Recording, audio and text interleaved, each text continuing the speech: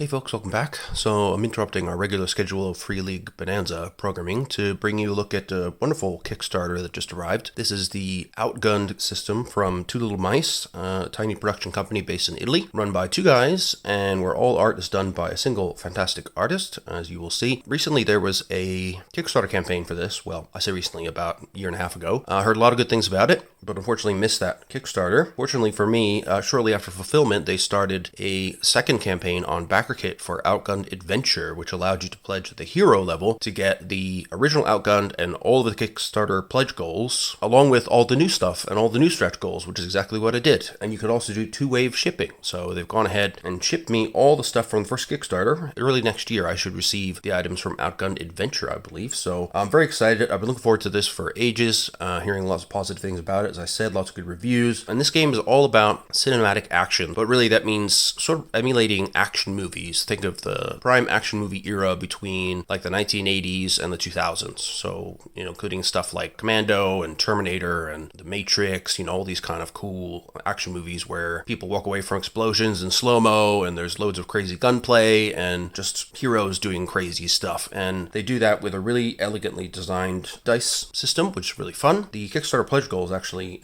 feed into that really nicely. So I'm going to start by actually showing you the dice and cool stuff that come in this little box here. Now, what I love as well is that to capture the appropriate vibe, what they've gone and done is they've made the stretch goal box look like a VHS cassette.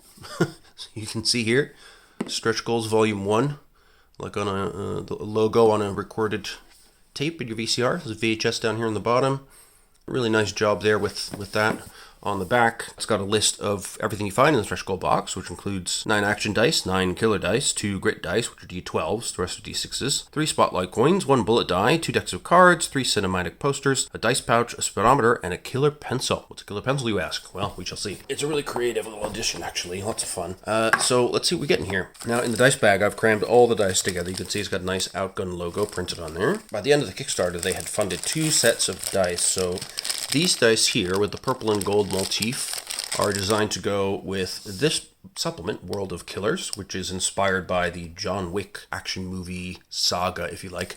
Kind of a world of assassins. And then the original dice are this white and red color. And you notice they have all different manner of symbols on them. Now, the key ones to note are the snake eyes, that's these guys. They effectively are just ones if you're using regular d6s. And in fact, you can use regular d6s. You don't need these dice officially. And the grit die is kind of the same. It's just nice to have the special ones because the way this dice system works is that instead of rolling to achieve, a certain number of results from 5 to 6 or something, like say Shadowrun, you're looking to roll sets of the same number or symbol. So for example, let's see what we got here.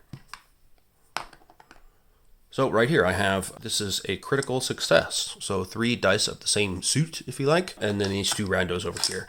And so the different levels of success are from, there's another critical with 3 skulls. So there's basic successes, which is 2 dice of the same suit, like so. A critical success is 3, an extreme success is, 4, and an impossible success is 5.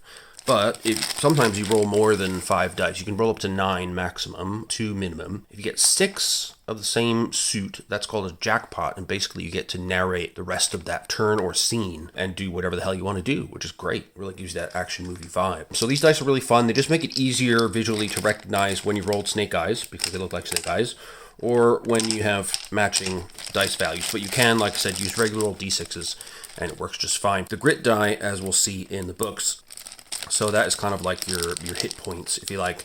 There are 2 critical points on your sort of grit scale on your character sheet. One comes at 8, where you take a condition. One comes at 12, which is where you're kind of, gives you a bit of a chance to kind of go out in a blaze of glory, if you like. And then along with these 2 dice sets, we also have 3 spotlight coins, which I'll show in a second, and this wonderful bullet d6, which is made of nice heavy metal.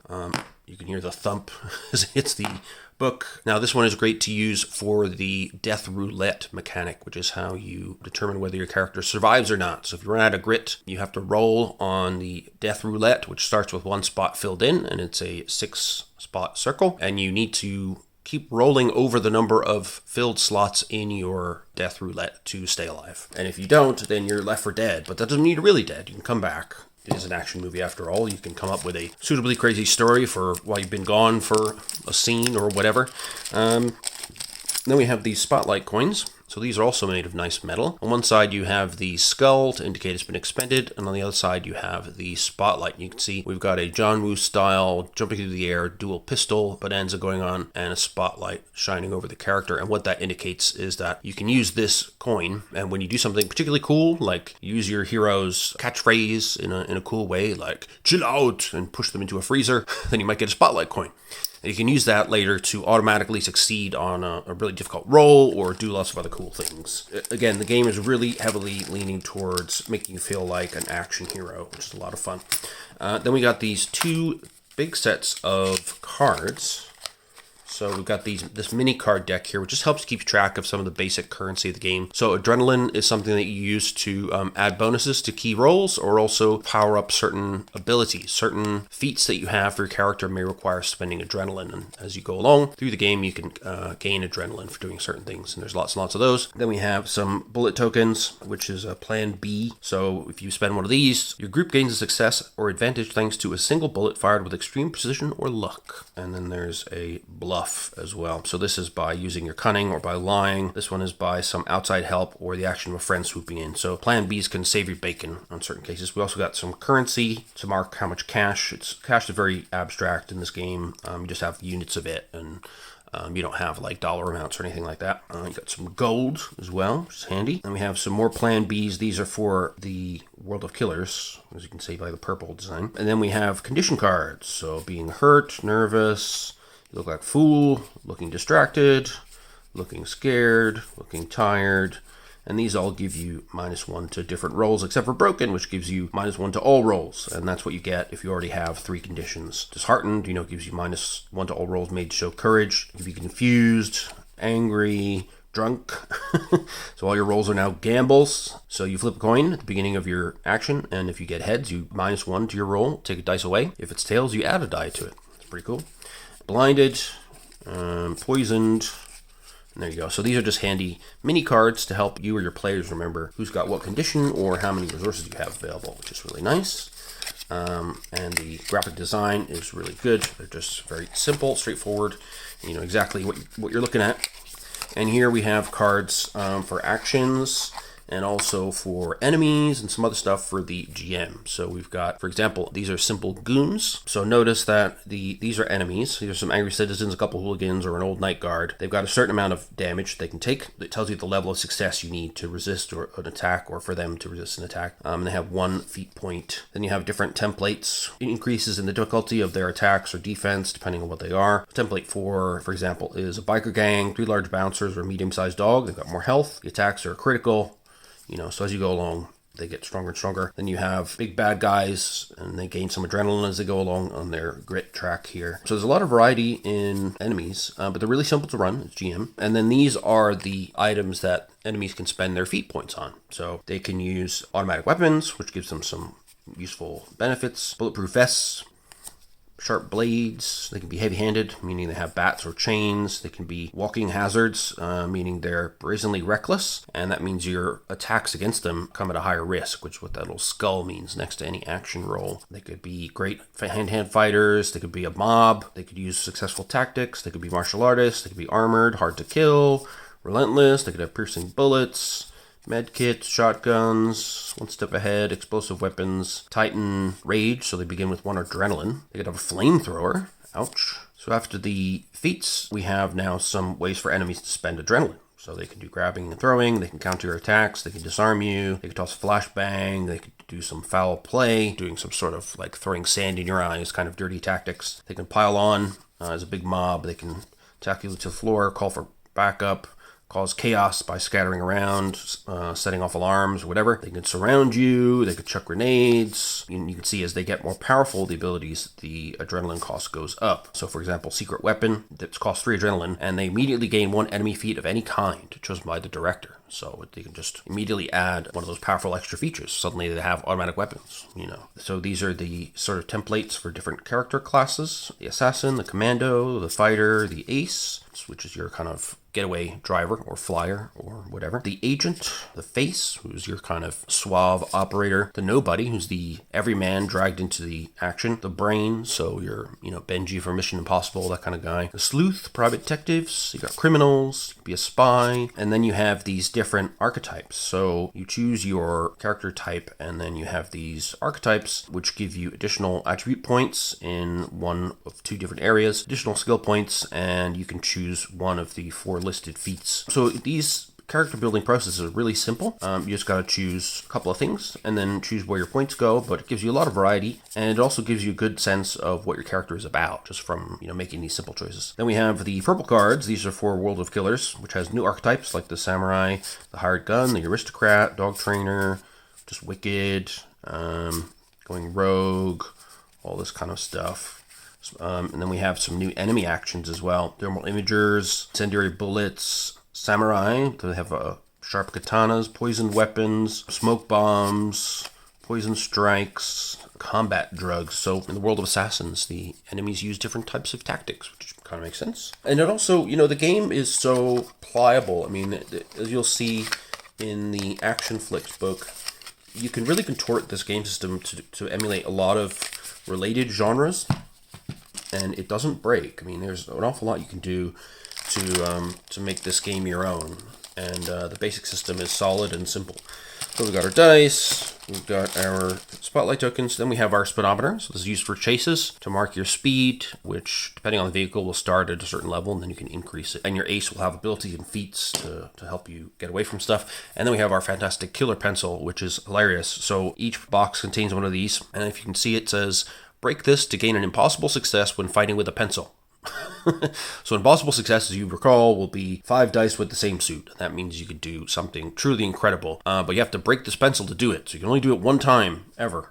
I really like that. And then we have 3 posters in here, which I'm not going to show you because they're just big replicas of the cover art for the books, but they're really nice to have nonetheless. So the stretch goal box is great. I mean, it's got everything you need to run the game with ease as either a GM or a player. You've got all these cards to reference to make sure you don't forget anything. You've got your cool bullet dice, or die rather. You've got your spotlight tokens, although I could probably do some more, but I will get some more from the second portion of the Kickstarter. And I'll keep some of these dice out in case we want to refer to those when looking through the game here. Yeah, so I wanted to give you just a brief look at the cool stuff you get if you manage to be on the Kickstarter. I don't know if there's still late pledges for Outgunned Adventure, but if there are, I would highly recommend jumping on board. So what I'm going to do is just kind of go through the basics of the system, and we'll flick through the books. I'm not going to go super detailed this time. I haven't read everything, so I don't want to give the impression that this is a full review. This is just me being excited about the content that's come my way thus far. So first, the mission dossier for Project Medusa. This is a 3-shot introductory campaign. So a shot being a session. Obviously, info on the back here. So it's the first mission dossier for Outgunned. It's a mini cinematic campaign that includes everything you need to start playing without any additional setup. You've got heroes, enemies, a villain, and everything else. You just use the rules available. Your players, they can get the character sheets from DriveThruRPG or from the main Two Little Mice website, and they can get all the pre-gens, which are here in the back of the book as well. So we've got Victor Sheng. He is a sleuth. His trope is mentor. Sorry, I was using archetype, but it's actually trope. His job is bounty hunter. He's an adult. His flaw is that he's too old for this job. His catchphrase is leave it, it's not worth it. You can see his grit track there. The amount of dots you have in each of the 5 attributes, which are in red, are combined with the attributes for the appropriate skill that you're using for the roll. So you can see typically you're going to be rolling between like 3 and 5 dice, but it can be up to 6 with, if you get do focus plus no. He's going to be really good at that because he's a sleuth. We have your adrenaline tracker here, your spotlight tracker. He's got his death roulette marker here. So each time you survive the death roulette, you mark another space, and then you need to roll over that number next time you roll it. You've got a marker for conditions, the core ones, and then unusual ones you can mark here as well. I'll give you some examples of what those can be. It shows his weapons, pistol and shotgun, the amount of cash he starts with, which is only 1, nothing in his storage, and he doesn't have a ride currently. So that's the basics of how the character sheets look. They're really tight. Everything fits nicely on one page, and you get everything you need, basically. Here we have the ace who does have a ride. You can see the cars crossed out here. It's got a speed of 1. All rides have 3 health, if you like. Armored vehicles have this additional 3 shields here for representing their armor. So yeah, different characters will get access to different kinds of gear. These guys, the ace and the agent, just have a pistol, but here the agent has also a badge, handcuff, and telephone, whereas the big advantage for the ace is that they have a ride, so they only get a pistol and not much else. But yeah, this is a really nice little introductory mission. I'm not going to spoil it, but we'll just kind of flip through it. You can see it's nicely broken up into scenes for each shot, and they get progressively slightly longer. There's 5 scenes in an epilogue in Race Against Time, 6 scenes in an epilogue in Unwanted Guests, and 8 scenes in an epilogue in the final chapter, Into the Hard Medusa. It outlines the campaign summary, what each shot is about, points you to the quick start rules if you need them. Here it lays out some info about the pre-gens, which is very nice. Then we have the villain, which we'll skip past. And then we get into the shots themselves. So they give you a summary and a preface, some prompts about the hero, and what happens in each scene, what kind of roles you might need to do, and we have some bad guys here, so it gives you the info you need. Thugs, bad guys, template 1, which is one of the cards we saw. They have 6 grit, their attacks are critical and defense are critical. For each scene, they really lay out nicely all the different sub-scenes, how they lead together, what can happen according to different roles that you might do, or what might happen when a fight goes well or badly, and so on and so forth, as we go through each of these different shots. So, there's not a lot of illustrations in the actual campaign, but I find that quite good. Everything is nice and compact. Just tells you what you need to know. The things you really need to know are highlighted in red or in blue, depending on the importance or risk level of the action. It's really easy to parse this as a GM and just dive right into playing without really worrying about it. And then you've got your 4 pre-gens at the end.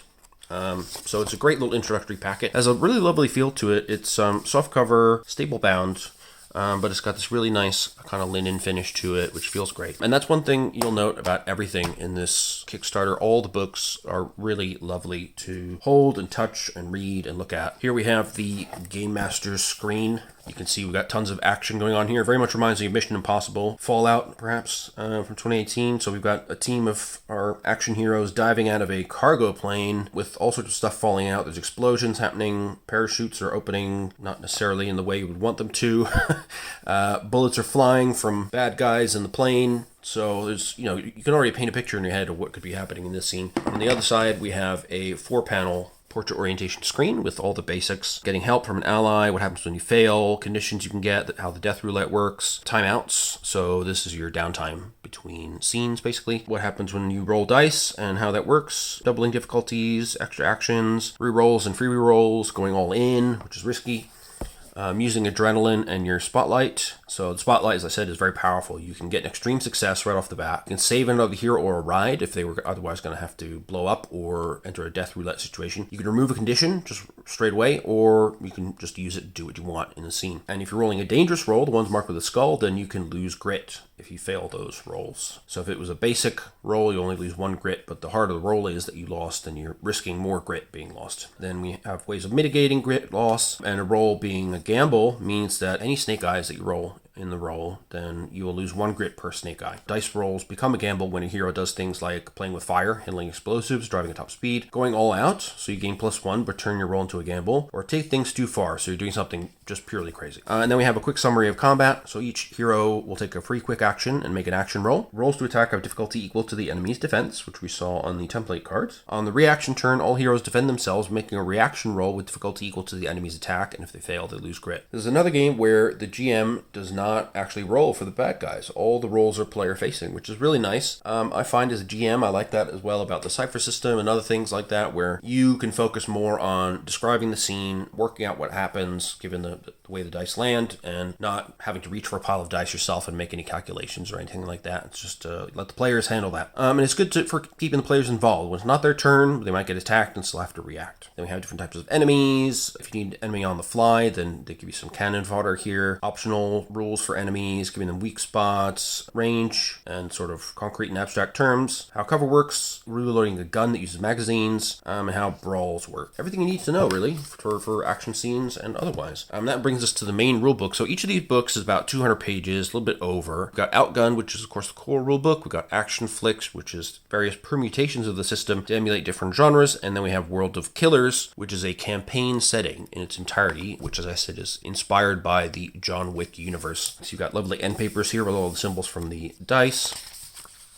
And they remind you right at the start, these are tools, not rules. So you're free to manipulate things however you may please. Now, I want to make special note of the art by Daniela Giubellini. She's the sole artist for every single book and for every other item. You can see the quality of the art is fantastic. The vibe of what Outgunned is going for is captured perfectly. She also did the artwork for Household, I believe, and she's just supremely talented. And I believe they won a Silver Ennie for interior art as well as a Silver Ennie for fan favorite publisher, which is great. So really happy to see that. So in the main book, you have character creation right out of the gate, how actions work, dangerous rolls, guns and gear, facing the enemy, so how fights work, and lists of enemies and special actions you take during a chase. Then how missions are put together, so building up a cinematic campaign. The game master is actually called the director in this game, which makes sense. Putting together a villain, supporting characters, all that kind of stuff, and different types of missions you can run, like heists and things like that. And there's an introductory adventure as well, Race Against Time. Here they just do a nice introduction to what are the goals of the game. So one of the players is the director, which is the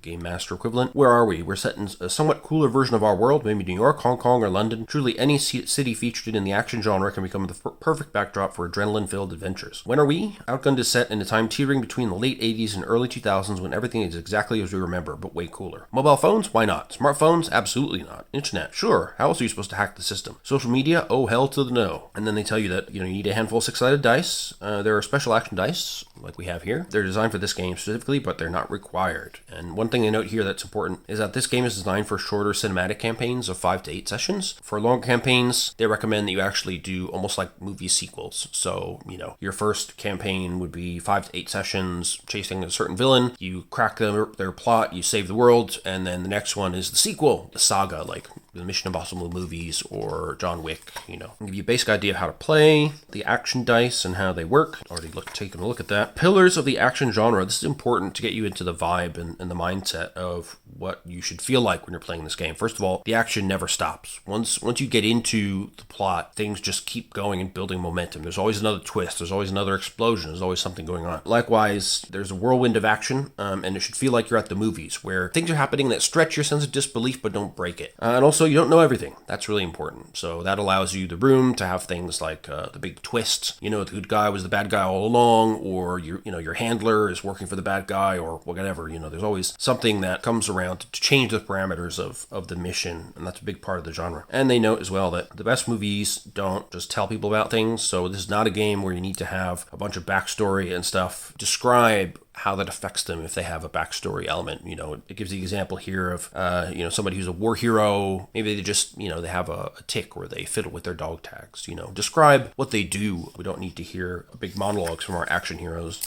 Here we have a nice 2-pager spread of the cover, which I just love. Action hero surrounded by guns, but still with a grin on her face, ready to take action. Very, very cool. And they give you the layout of the character sheet, which we've already summed up, but they said there are 3 things here to keep in mind if you want to be a hero, and I think this is valuable to share with your players. First of all, these should be people with a mission. Once they're on the mission of the campaign, they should want to follow it through. You don't need to necessarily know it from session 1, but once you find out about what's going on, that's your only goal. You just want this bad thing to stop. Secondly, you'll live dangerously. So you should take risks, you should re-roll, you should take a little bit of recklessness into your gameplay and take those risks and enjoy it. You're basically one of the good guys. You might do things a little bit dodgy, or, use some street connections to get you where you need to be, or buy guns on the black market, but you're doing it for the greater good. You're ultimately one of the good people. So creating your hero is really easy. You choose a role, fill in your personal data, Choose a trope, which are the archetypes that I mentioned before. Mark your attributes and skill points gained from your role and trope. Add 2 free skill points, which would be anything you want. Choose and note 3 feats from your role and your trope. Mark your gear depending on your role. Mark 1 adrenaline, 1 spotlight, and 1 cash. That's it. So you can make a character in just a few minutes, basically. It's really, really easy. Now, there's a list of the different roles here. The personal data is things like your name, job, age, catchphrase, which is important, and flaw. And they give examples of those for each role. So we have the commando. So these are tough heroes, elite soldiers. They might be from the Marines or they might be mercenaries. And they always give examples from the films as well, like John Matrix in Commando, Sarah Connor in Terminator 2, Rambo, all this kind of stuff. So you can really get a very quick sense of who this role is meant to be. I give some example catchphrases. Stay back, I got this. If it bleeds, we can defeat it, which is obviously, if it bleeds, we can kill it from Predator. Characteristics of Commando, they specialize in brawn and in particular skills like fight, force, cool, shoot, leadership, awareness, and stealth. Feats that deal with having a military background, being good at intimidation, being tough to kill, etc. And they have a weapon of choice, a knife, and a telephone or radio for comms. Got the fighter, so they don't use weapons so much, but they are martial artists. They're again focusing on brawn, but they use some different skills, including being cool and flirting. They got a bit of healing and dexterity as well. Their feats are all martial arts related, and they give some great examples here, like Beam in RR, which is a fantastic movie. Rocky Balboa, Ip Man, Natasha Romanoff in The Avengers. Very, very cool. And we've got the Ace, so that's your getaway driver or getaway flyer. They're great at using vehicles and getting you out of Dodge. So they give examples of Maverick and Top Gun, Dom Toretto and Letty Ortiz in the Fast and Furious saga, The Stars Have Gone in 60 Seconds, all this kind of stuff. These are the people that when the heist is done, they're the ones who do the chase and get you out to safety, get the team out of Dodge. So their focus is not on brawn, but on nerves. They live off the adrenaline and they get skill points in stunt, being cool, driving, shooting, flirting, style, streetwise, all that kind of stuff. And their feats all have to do with cool car stunts like jumping, crazy stunts, full throttle, fixing stuff. And their gear, you get a ride with speed 1 and you can get a pistol or a shotgun.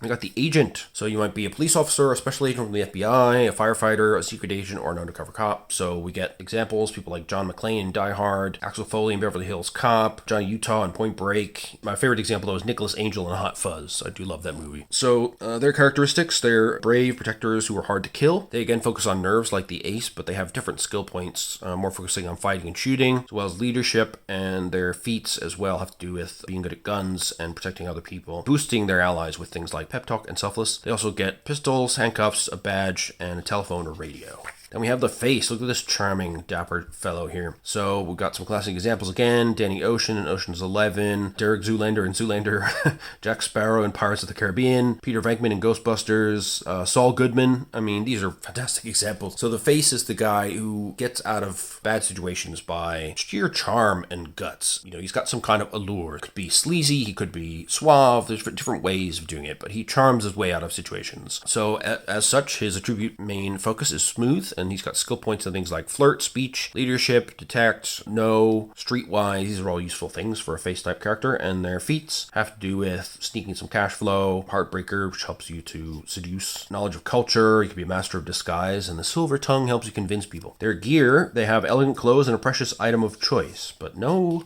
weaponry. That's not their main focus. And we got the nobodies. This is just a rando who just got stuck in a crazy situation. So it could be Zeus Carver in Die Hard with a Vengeance, Helen Tasker in True Lies, Eggsy in Kingsman. People who are kind of sucked into a crazy situation and they rise to that occasion. So they are focused on smooth as well, like the face, but they have skill points in, a little bit of a mix between fighting and sort of everyday interaction. So you've got fight and shoot, but you've also got survival, leadership, speech, fix and heal, and knowledge. Their feats are pretty useful, actually. Things like I'll make a phone call, so you got contacts. You can detect lies a little bit better. Maybe you're a mechanic or you have a physician training. Maybe you've got a bit of driving ability or you're good at chatting people up. You start the game with $1 item of your choice or an old ride with speed 0 because you're just an average guy with an average car. Now the brain, there's lots of great examples here too. So Claire Dearing in Jurassic World, Benji from the Mission Impossible saga, Daniel Jackson in Stargate, negotiate, Q from James Bond. I mean, there's loads of great examples of, you always need brains in the team if you're going to do crazy missions. So they're the thinking person of the group, which means their main attribute is focus, and well-related skill points like leadership, speech, style, detection, fixing stuff, knowing stuff, being stealthy. And their feats involve, hacking equipment, having great intuition, being a mastermind, outsmarting people, knowing science. Their gear is a portable computer, notebook, and pencil. Kind of stuff a nerd would like to have. Got the sleuth then, who is the detective type. Thomas Magnum and Magnum P.I., Benoit Blanc in Knives Out, Ben Urich in Daredevil, Rick Deckard in Blade Runner, Jessica Fletcher in Murder, She Wrote. I mean, there's a lot of great examples here as well. Their attribute of choice is focus, so they're really good at knowing things. And as you can see, that is reflected in their skills as well. So they will have some ability to endure or do stunts or drive or shoot, but be really good at detection, knowing, and awareness, stealth, streetwise. And they get feats like detective, phone calls for useful contacts, intimidating people. Maybe they're great marksmen as well from their training. They'll be able to follow people with shadow. They start out with a $1 item of their choice and one weapon, which could be a pistol or rifle or shotgun, depending on what kind of sleuth they are. Then we have the criminals. So these are criminals gone good. They might be thieves or former convicts. People like Linus Caldwell in Ocean's 11, Danny Atlas in Now You See Me, Ladybug in Bullet Train, and the Pontiac Bandit, Doug Judy in Brooklyn Nine-Nine, best comedy of all time, if you ask me. They focus on the attribute of crime, which makes sense if you're a criminal. They have skill points in lots of cool potential stuff, using force, stunting, driving, shooting, surviving, speaking well to others, awareness of their surroundings, dexterity, and stealth are really useful, as well as streetwise. The useful feats include things like always prepared, gunslinger, again, contacts for making a phone call, and lockpick and pickpocket are very, very useful. They will have a pistol and either a knife or a lockpicking set or handcuffs. A really fun role to play, criminal, if you want to do a little B&E on your mission. We've got the spy, classic 007 type. Of course, James Bond, Harry Hart in Kingsman, Ethan Hunt in Mission Impossible, these kind of people. These are agents of the Secret Services or, MI6, that kind of stuff. Their main attribute point is crime, which is interesting, but license to kill, right? That's what James Bond is all about. So it's crime to kill, but not for him. And they have interesting mix of skill point possibilities, including endurance, flirting, stealth, detection, and of course, fighting, driving, and shooting as well. And a mix of feats that include being a good gunslinger, being a heartbreaker, having some martial arts or parkour, disguise, which is good if you're a secret agent. Their gear, they have elegant clothes, a silent pistol, and then an item of choice with no dollar amount attached. So just whatever, which is pretty awesome. Now they note here that you can be different ages of heroes. If you're young, then you only get 1 feat from your role instead of 2, but you get an exclusive feat available only to them, which is too young to die. So lots of people don't like kids dying in movies, so they've reflected that here. If you're an adult, then that's kind of the normal age. If you're older, you could be a veteran, but the years are beginning to take their toll. Old heroes, they get 1 additional feat from either their role or their trope. However, they start the game with 2 lethal bullets instead of 1 in their death roulette, so they need to be more careful. Then we go through the different tropes. I won't go through all these in detail, but we got Bad to the Bone, Cheater, Cool but Distressed, Die Hard, Free Spirit, Genius, Bruiser, Good Samaritan, Hot Stuff, Hunk, Jerk with a Heart of Gold, Last Boy Scout / Girl Scout, Leader,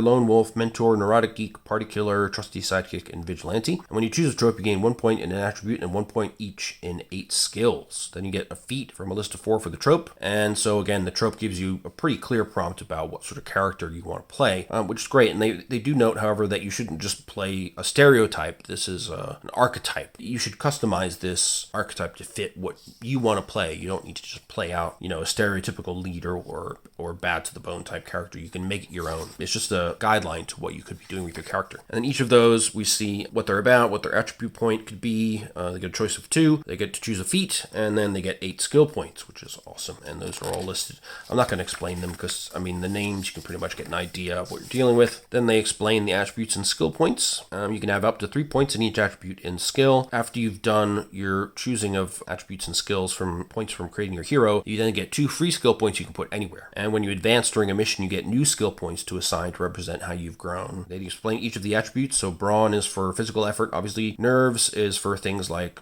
keeping a steady hand and shooting. Smooth is for interacting with other people or manipulating them. Focus is for concentration, noticing details, recalling memories. Crime is for acting in secret or to notice incoming threats. So a little bit wider definition of crime than we might be accustomed to, but it makes sense given how it's used with the criminal role and the secret agent role. And then we have a giant list of feats. Again, I'm not going to go through all these. Some of these that have a lightning strike next to them, you need to spend an adrenaline to do that. Always prepared, for example, you need to spend an adrenaline to use it. So as a quick action, means even, during a combat, you can take out or retrieve a useful item, a piece of information, or a small, easy to hide weapon, which is great, but you do need adrenaline for that. Likewise, for combo, for each adrenaline you spend, you can strike an enemy an additional time to deal 1 additional grit of damage, and you can spend multiple adrenaline to continue the combo if you want to get more damage done. Then we got stuff like crazy stunts, counterattacks, full throttle, which lets you ignore penalties from certain conditions and gains you adrenaline when you reach top speed in a chase. Intimidation, so you get free reroll when interrogating or intimidating someone. Lie to me gives you a free reroll for all rolls made to understand somebody's intentions or to spot lies. Got lockpick skills, free rerolls when trying to pick any lock or closed container. Martial arts gives you rerolls for fighting unarmed. Mastermind, you spend an adrenaline to repeat 1 roll of any kind and ignore all conditions and circumstances that give you penalties. That's pretty awesome. So you can see that the adrenaline ones, they are worth the adrenaline typically. They give you a pretty big opportunity to turn things around. For example, spin out is another one. Spend an adrenaline, pull the handbrake and quickly turn the wheel. Everybody better hold on tight. All heroes on the ride you're driving skip their reaction turn during a chase. Flip a coin, heads -1 speed, tails +1 speed. Skipping the reaction turn means that the enemy doesn't get to do their action during the chase. That's pretty awesome. So spending the adrenaline is worth it. But then you got that downside of flipping a coin. You might increase your speed or decrease it depending on how well you pulled off that crazy car spin. Then you got descriptions here for different resources. So you've got adrenaline, spotlight, cash, gear, and then you got your lethal bullets in your death roulette. You always begin with 1 adrenaline, and you can spend it to gain +1 for a roll which you deem important, or use it to activate your feats, as we saw. So spotlights, as we discussed earlier, they give you a lot of different options, including just basically taking over the narration for a scene. Death roulette, as we saw before, you begin with 1 spot filled in, and every time you take a spin on the death roulette and you roll above the number of spots filled in, you stay alive, but you fill in another spot. Cash and gear, these can grant you certain advantages. Begin the game with the equipment granted to you by your roll, as well as 1 cash. You can use that cash to buy additional gear. And then we got our time for action. Here we see the artwork that's also on the director's screen. So they talk about rolling the dice, which we've already looked at, and we have 2 different main roles. The action roles, so this is when the player is acting, and reaction roles, players react in something happening to them. Broadly speaking, a good success means you reach your goal. A failure means things didn't really go as planned, but it's a bit of a failing forward type approach in this game. And when you roll in either an action roll or reaction roll, you will be rolling an attribute plus a skill. And when shooting, you'll use nerves plus shoot for punches, brawn plus fight, but you could do other combinations like they mentioned, to hit a goon after sneaking up behind them, maybe you roll crime plus fight because you're using a bit of stealth.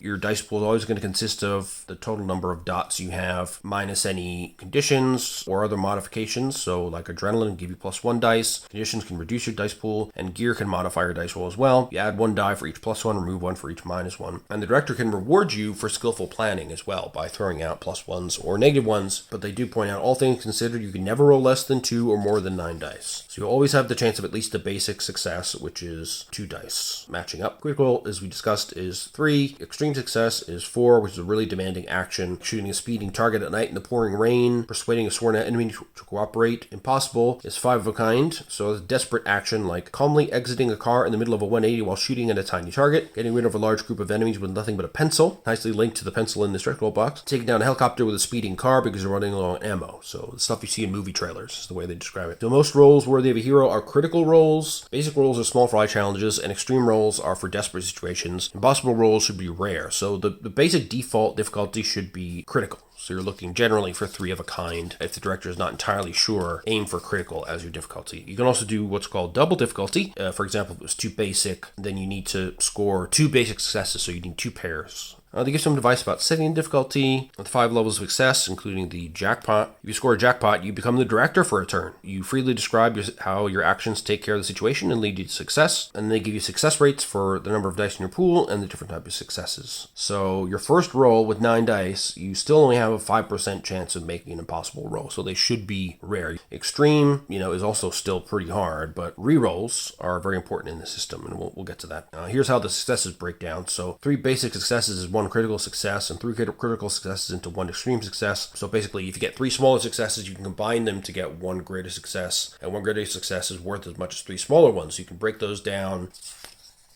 And then we have rerolls. So if after rolling the dice you've scored at least one basic success, you can reroll. And as we could see at the table here, rerolls drastically increase your chances of success, right? But you need to score at least a basic success. If you had no matching dice at all, you can't reroll. But then when you reroll, you take all the dice that weren't part of a successful combination and you roll them again. If your reroll is better, then you keep that result. However, if your reroll is not better, then you lose one of your previously granted successes. So to give you a good example, you roll the dice, score a basic success, reroll the other three that didn't do anything, and you get another star, which gives you a critical success. In a bad situation, you reroll when you have basic success, but you didn't get a better result, so your basic success actually goes away and you have no successes now. Free rerolls, you can do the same thing, but you don't lose your initial success, so that risk goes away entirely. And you can also make a free reroll even if you don't have a basic success. So the feats that give you a free reroll, that's really, really useful. You can reroll with no successes at all, and you don't have to risk your successes on a reroll, which is great. If after making a reroll or a free reroll you got a better result, you can still choose to go all in. So once more, you basically do the same thing. Any dice that weren't part of a success, you roll again. If you get a better result, then good for you. If you don't, you lose all previous successes. Why it's called going all in. So you really only want to do that if you're really in a tough situation. So here they give an example where you have a critical success and two dice doing nothing. If they go all in, this is a continuation from here. So same dice result here. So we then re-roll these two again, going all in, and now we end up with a match pair. So we've got two successes, a critical and a basic, and that could be helpful. Give the basic to somebody else to help them out, for example. So they give you a recap of how that all works, and they really emphasize here that rerolling is something you should do regularly. It says here, if by the end of the session you've noticed you haven't rerolled at least half your rolls, you might be playing things too safe. Loosen up, reroll. But this is not true about going all in. All ins are for desperate situations that should be used sparingly. So good advice. Then they give a nice scene example here of success and rerolls, which is great. Then if you get extra successes, you can expend them to use extra actions. So if you get an extra basic success, you can do a quick action, which is things like reloading a weapon, grabbing an item, reaching partial cover. An extra critical lets you do a full action, so getting behind total cover, finding a clue, breaking through a door, etc. An extra extreme success gives you a cool action, like jumping off an exploding building without getting hurt, shooting at a tiny target while running, all this kind of stuff. And they tell you how you can help. Your fellow heroes can forgo rolling the dice to spend their turn trying to help you. Director can grant you one of the following benefits depending on how you help. So they can give you a +1 to an action or reaction roll if you're being helped. You can gain a success automatically without rolling the dice at all, or gain a requisite that allows you to roll the dice. So for example, if you're too weak to lift a piece of debris by yourself and your friend is stronger, then they can forgo their action and give you the ability to make a force roll. You'll get a +1. There's also adrenaline, so you can spend 1 adrenaline to get +1 to any action or reaction roll. You can also spend adrenaline to activate feats, as we know, and you can spend 6 adrenaline, if you manage to get that many, to immediately gain a spotlight. Gaining adrenaline is getting a success you needed against tough odds, getting a much greater success than you actually needed, getting an extreme when you needed only a basic, for example. You have a great idea that changes the story. Anything that is cool that you do in-game or that excites the players and the director, they can get you an adrenaline, which is pretty awesome. Spotlight is when you do something really epic. You can have up to 3 spotlights at one time, and you can spend 1 to get an extreme success automatically, save a friend who's lost to the death roulette. They add another lethal bullet, but they won't be dead. You can remove a condition of any kind, including broken, which is the worst one. It gives you -1 to every roll, no matter what. You can save a ride from being destroyed, or you can do whatever you want. If you want to do something you normally couldn't do, discuss with the director, and if you then agree, Spotlight makes anything possible. After you use the Spotlight and gain its benefits, you get to flip it. The result is tails, which would be the Spotlight side of the metal coins that we have. Then you get to keep it, like you haven't even spent it, which is amazing. If you use a Spotlight to save the life of a friend, and you get the Spotlight or the tail side, then they gain 1 Spotlight. Gaining a Spotlight comes from calling on your catchphrase, or bringing your flaw into the game in a way that makes it interesting, being heedless of the consequences. And also, it says whenever adrenaline would be too small of a reward in your opinion, then consider giving out a Spotlight. And of course, you can use 6 adrenaline to just buy a Spotlight outright. And there's some talk about failure. So failure doesn't really exist in this game in the conventional sense. So basically, things didn't go as planned. Maybe you search for a gun and, you find it, but it's unloaded. Jump from 4th floor and end up falling straight into a dumpster, but your bones aren't broken. You didn't get what you wanted, but it's not a failure in the sense of nothing happening like it would be in D&D in combat, which is always annoyed me. You wait 20 minutes for your turn, roll the die, miss, nothing happens. That's not the case in this game. You can also negotiate with your director. So if you get a smaller success than you need, you can kind of negotiate a way to mitigate the consequences of the failure in some way by doing some kind of collateral action. They give you some some examples of how to fail with style. Rolling with the punches, paying the price, so you might get an awkward success, but it gives you condition. Taking the hard road, so maybe you don't get what you wanted, but the action you tried to take gives you some sort of clue or a hint that would move the story forward. Or you can have the hero facing danger. They end up having to make a dangerous roll in the next roll because, they put themselves in a difficult spot. So it's a failure, but it moves the story forward. Still influences the game. It's not just an empty roll of the dice, which I like. Then we get into impending danger. So let's talk about that. Dangerous rolls. So this is what we talked about briefly before. Basically, whenever you have a roll with a skull symbol next to it, whether it's an action or reaction, then that's a dangerous roll. And that means depending on the success that you need and whether you fail it or not, then you lose a certain amount of grit. So if you need an extreme success, you lose 9 grit if you fail. So that's pretty rough. And impossible, you lose all grit. And then you fill in the grit boxes accordingly on your hero sheet. Once the boxes are full, you've lost your grit, and your next mistake could prove fatal. You can also do damage control. So if you make a dangerous roll and fail to get the success you need, you can use any smaller success to do damage control. So for every basic success you have, even though say you need a critical success, you can spend that basic success to avoid losing 1 grit. And for every critical success you spend, you can avoid losing 3 grit. If you're making an impossible roll, you can't do damage control. So again, use those sparingly. And then it mentions the 2 special boxes on the grit track on the hero sheet. So the 8th box is the bad box. When you fill in that one, you suffer a condition that will be determined by the director according to the situation. And the hot box is the last one. So if you fill that in, you immediately get a rush of 2 adrenaline. So you better activate those feats, do your stunts, either go out in a blaze of glory or get yourself the hell out of Dodge. You have 3 ways to recover grit. So if you have a good night's sleep, you get all your grit back. If you catch a break after a long string of dangers, then you can get a bit of a respite to recover your grit. And at the end of the session, then you recover your grit as well for the next session.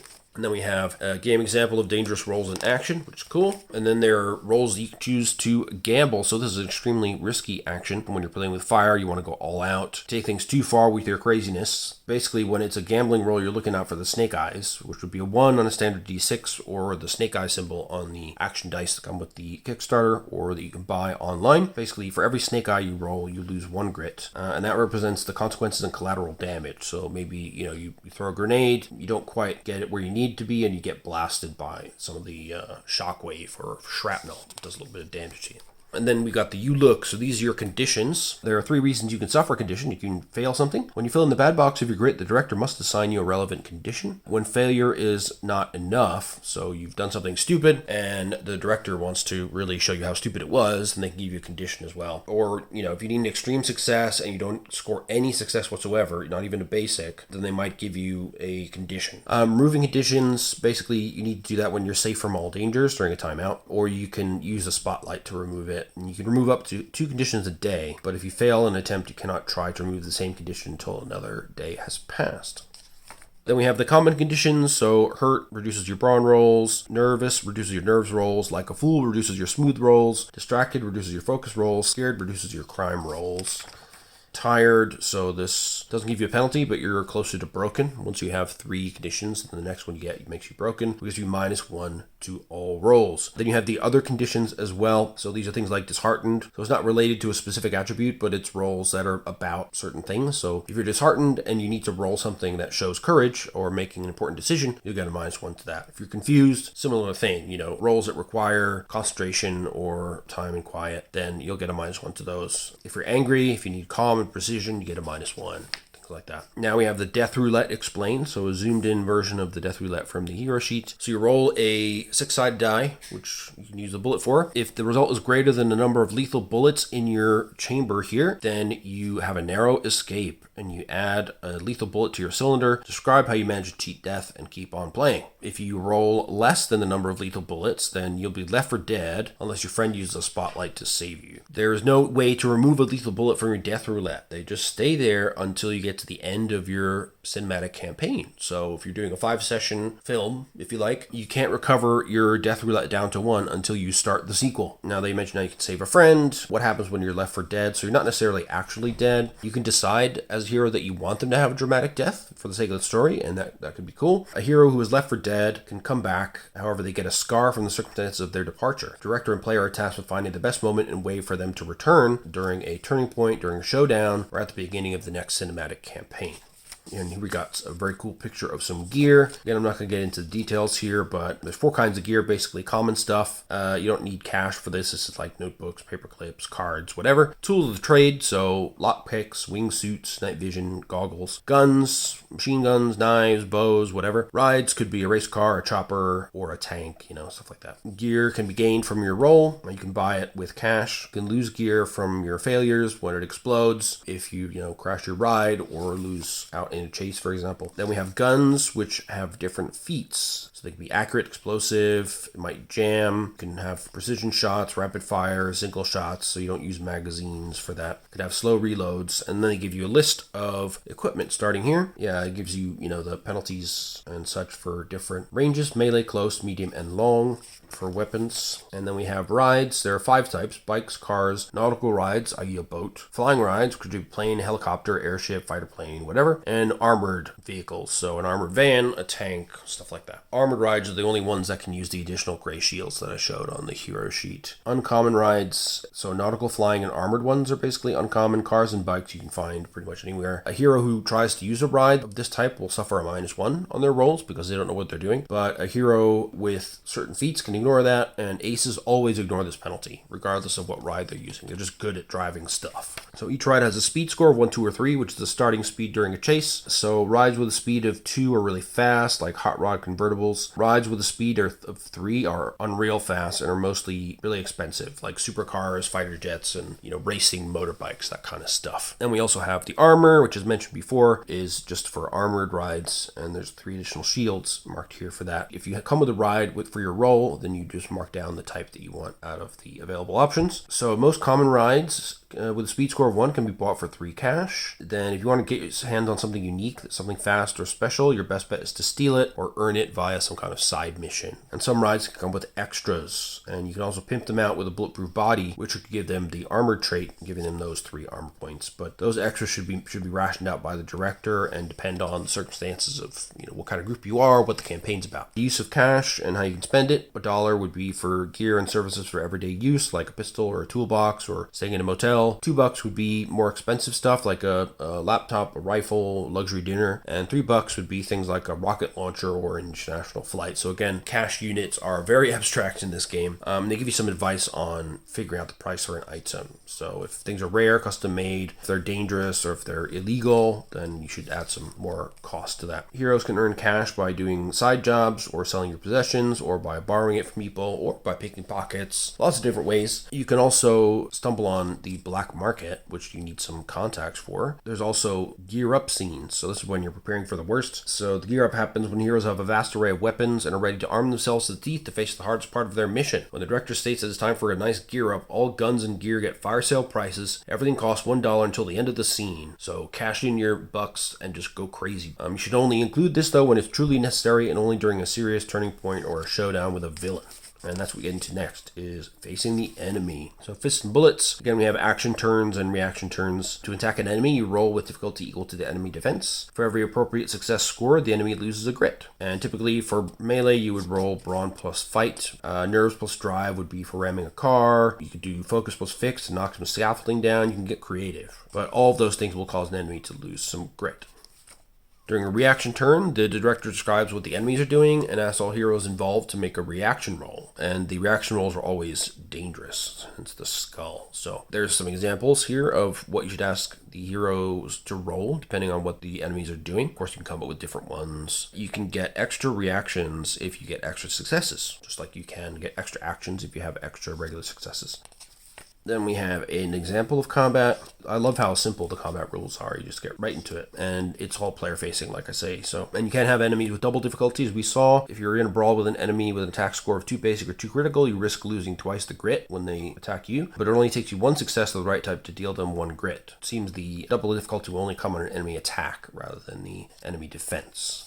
Then we have more info about shooting, including ranges, how to use cover. So partial cover gives you +1 to reaction rolls and -1 to action rolls. You can reach partial cover with a quick action. Total cover gives automatic success to reaction rolls, but a -3 to action rolls. That can be pretty decisive. You need a full action for that. You get a full action and a quick action in each turn. You can buy additional actions if you get high successes, so don't forget to do that. And don't forget to re-roll if you need to. Mag, so you don't keep track of bullets, you keep track of magazines. So there are 4 ways to empty a mag. If you fail a roll to shoot, you lose a mag. If you go full auto, you get +1 to the roll, and you voluntarily empty the mag. Regardless of what happens, you'll lose the mag. Covering fire, if you shoot in all directions to force your enemies to keep their heads down, your friends, not you, gain +1 to the next reaction roll. Full turn for that, and you make no action roll. Or you could have a bad luck situation where, you lost a mag in a scuffle, or somebody stole it, or it became unusable for some reason. To reload, you just need to use a quick action. If all your mags are gone, you must get more by either spending cash or stealing them from defeated enemies. And your mag should match the kind of weapons that you have. So, if your enemy's using pistols and you've got a AK-47, you can't use the same bullets, the same mags. So they also note that if you're shooting into a melee that includes your colleagues, you should be careful because things can go wrong. Oh, and there's rules here for using 2 guns at once. So if you want to go John Woo dual gun jumping style, you can do that. You don't gain any bonus for doing that, but you get double the mags to spend. So you could lay down covering fire and shoot, or go full auto twice to get +2 to your roll.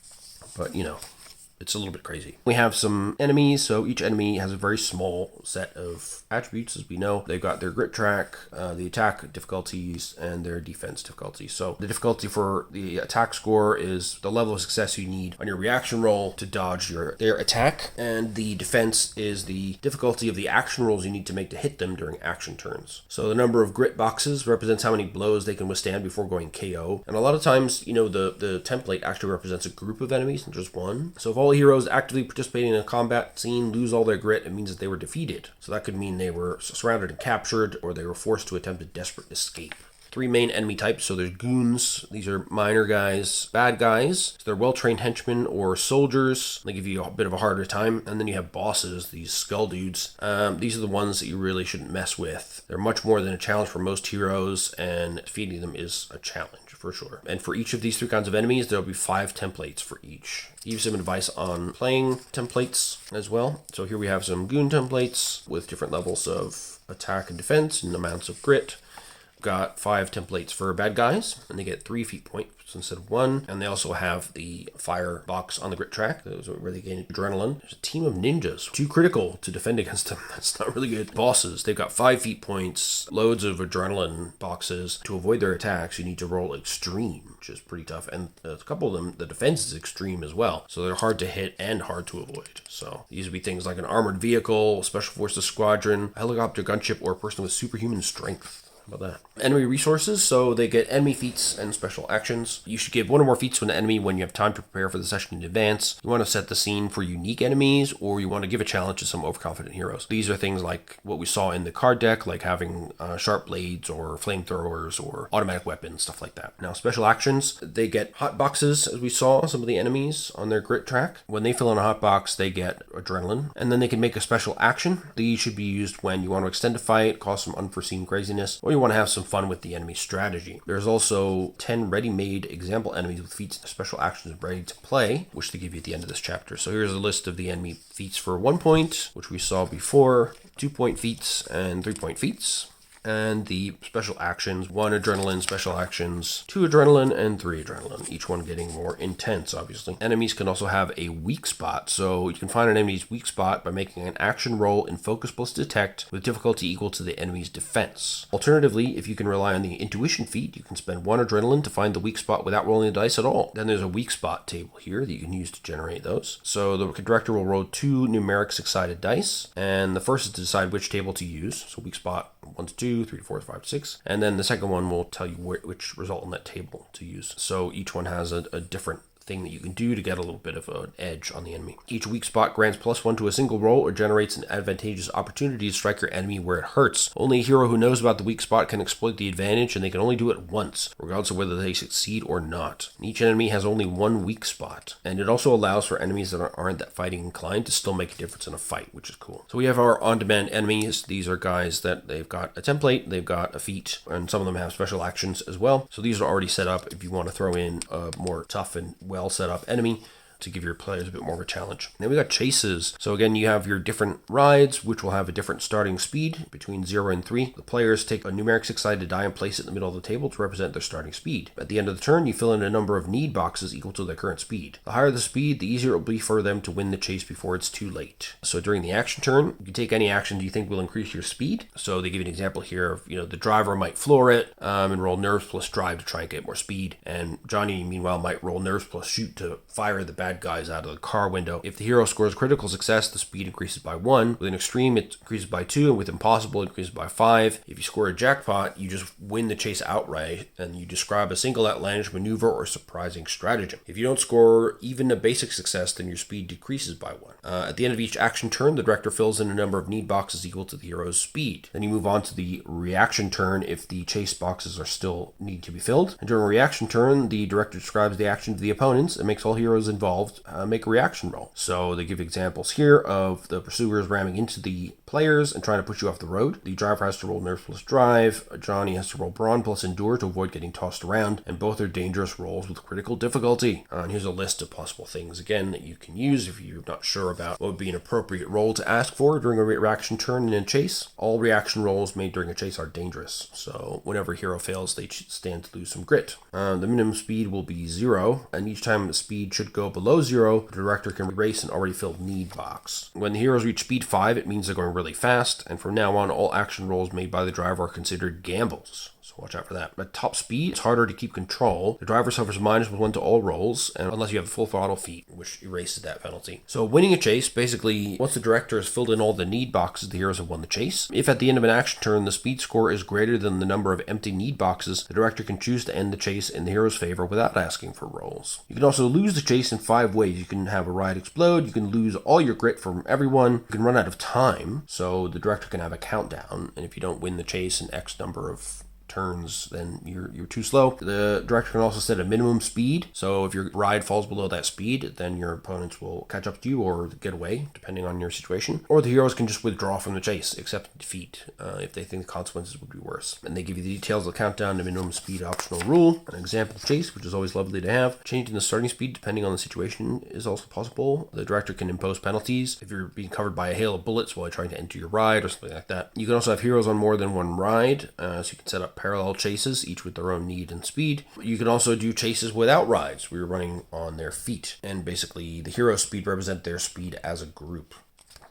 So there are special actions you can take during a chase as well. The director can use special actions to make a chase more unpredictable. They're always optional and should only be used when the director is looking to prolong the chase or add an additional level in complexity and excitement. So they must turn up to 3 need boxes into hot boxes. After drawing the need boxes, circle the 3rd, 5th, 6th, and possibly 9th box, or draw a small flame around them, and now you have hot boxes for your need. So when the director fills in a hot box, they receive 1 adrenaline, and then they can use special actions, which are listed here. 1 adrenaline, 2 and 3 adrenaline special actions, and these are all applied to chases. So things like the hero's ride bumps into something, or there's an unexpected traffic jam or obstacle. Maybe for 2 adrenaline, they get a sudden malfunction in the car, or that they run into a jaywalker. 3 adrenaline could be that there's a sudden explosion, or the director starts a countdown, meaning that at the end of the hero's next action turn, they have to fill the need boxes or lose the chase. So pretty cool stuff.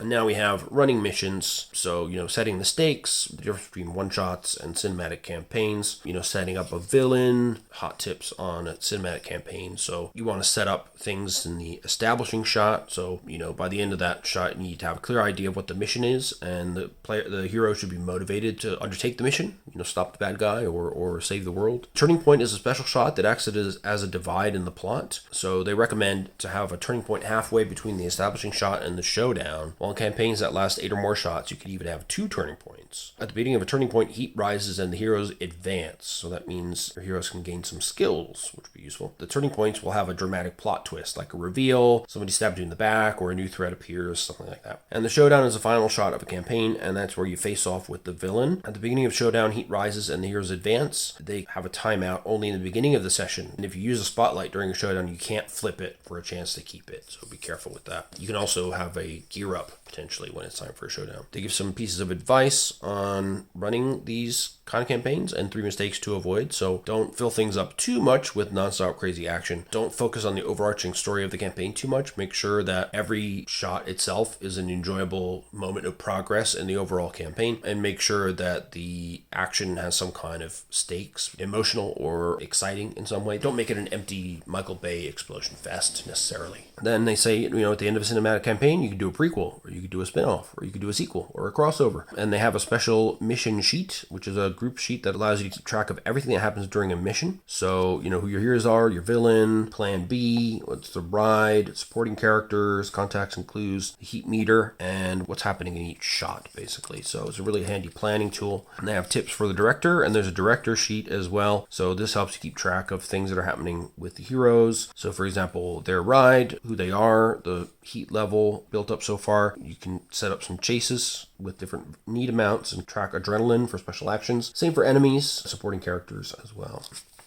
Then we have the villains. So these can be all different types. Could be law enforcement, organized crime. They could be, untouchable politicians. You have to expose them. They could be extraordinary, like, super tough martial artist or, Shao Kahn type stuff. They could be some crazy billionaire, a secret organization, evil, super hot tech company, or they could have leverage on the heroes in some way and they have to react. The villains will have a weak spot as well. Could be a literal weak spot in that it's a weakness in their physical body, or it could be a psychological weak spot that puts them on the road to evil, and you can try to exploit that. So they note here that when facing a villain, there's some special rules. The villain can only lose during the showdown. It can't be defeated in earlier shots. They can meet their bitter end during a turning point, but then another villain will step up. That'll be a big plot twist. All rolls against a villain are made with -1 unless you're in a showdown. You can't spend a spotlight to hurt, capture, or swindle the villain unless you're in a showdown. And not all villains are fearsome enemies. Those who aren't can rely on having a right hand who's ready to make your life difficult in that way.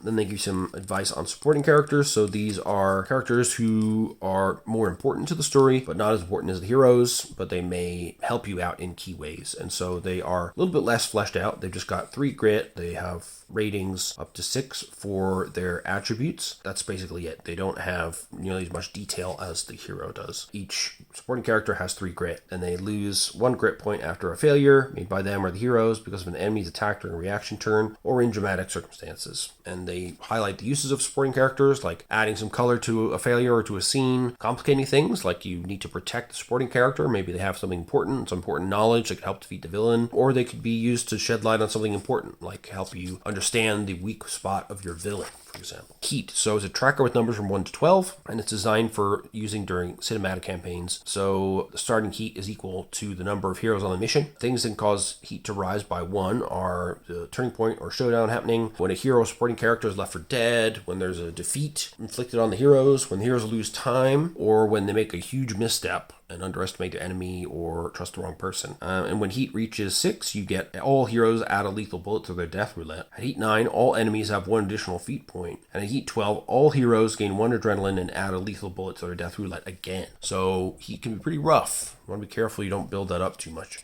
Plan B is possibly the most powerful resource a hero can rely on. So think of Plan B as something like a group spotlight, only more powerful than that. They give examples here. The goons surround the heroes with guns drawn and bad intentions. All seems lost when the Rotover chopper announces the incoming cavalry. Luckily, somebody called for backup. And so we saw those cards before, right? You have bullet, so single bullet flies through the sky and blows up a key missile or bomb or something. Or you could have a bluff. So we weren't actually surrounded and trapped. We always had a way out of this. You'll have 3 of these during a cinematic campaign. So your group can activate each Plan B only once in the entire campaign and can never use 2 Plan Bs in the same session. You can activate it at any time, even in the middle of a dice roll, so long as everyone agrees as to when and how. A player can choose to activate a Plan B without the approval of the others, but if they do this, they get all the advantage of the Plan B, but they can't activate any more for the rest of the campaign, and the others can activate other Plan Bs without their approval. Lose some trust there. Timeouts are those moments in a mission where you have some time to think about what you're going to do next. So during a timeout, you can take 2 actions, which can be investigation, healing, which would help you remove a condition, fixing something, restoring some armor to a ride if it lost some armor. You can take a shopping action to buy guns and gear, provided you have access to somebody who sells stuff, or you can do some work, so cracking a password or going somewhere to do something that benefits the mission. Once everybody's taken their 2 actions or passed, then the timeout is over and you move on to the next scene. You can extend your timeout and gain an additional additional action in the process, but that raises your heat by 1. So you have to manage that carefully as a group. Timeouts are useful because they give you time to get organized and, give you a breath of fresh air between nonstop action sequences. Yeah, if you push them too far, then you'll end up pushing the heat up. And then you talk about heist missions. So these are another kind of campaign that you can organize. In a heist campaign, you'll need a master plan, a set of tasks that you need to do to make a complex heist, like something you might see in Mission Impossible, for example.